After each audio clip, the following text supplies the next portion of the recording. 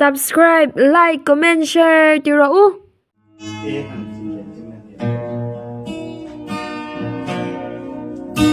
Dần qua lâu lại hiền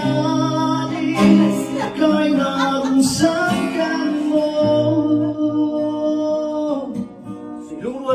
si luôn ra anh lên hình dài cánh vọt phi từ đắng lên đắng cánh ngay lâu ri môi trinh trăng lên khơi lắm chuông dài rê lâu ya lung lên thu sữa dài lên dùng tên lên dùng tên khi nào bên ru mô là nụ suy thang và luôn cắn lối em tầm đôn lồng để hiền nè em thăm đón lâu rê hiền lệ son quỳnh du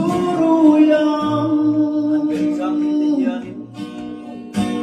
hằng bên sang đi thì hiền anh can em tên nhìn xuống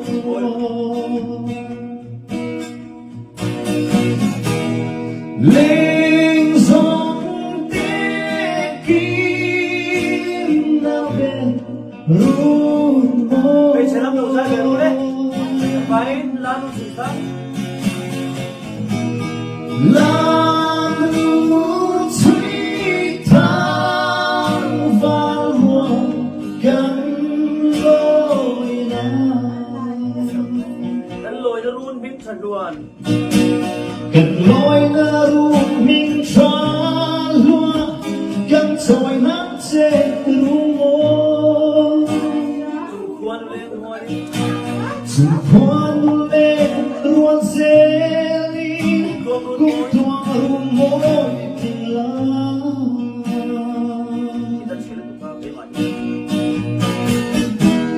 lên dòng tê kim na bên rung môi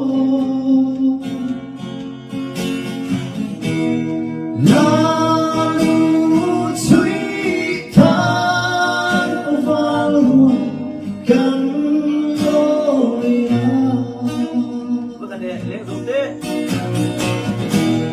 lên dòng tê kim na bên rung môi là nụ suy than và luôn cắn lối nào